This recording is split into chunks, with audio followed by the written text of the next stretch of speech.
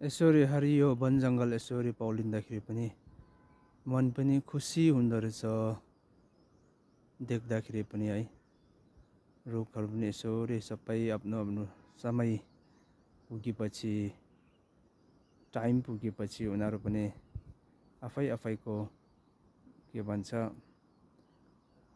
Time पुगेपछि आफै आफैको हात खुट्टा जिउहरू सबै चेन्ज हुने टाइम है, पौडिने टाइम उनीहरू पुग्ने है।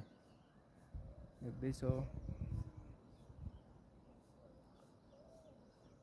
यस्तो दामी नजारा छ है हाम्रो यो।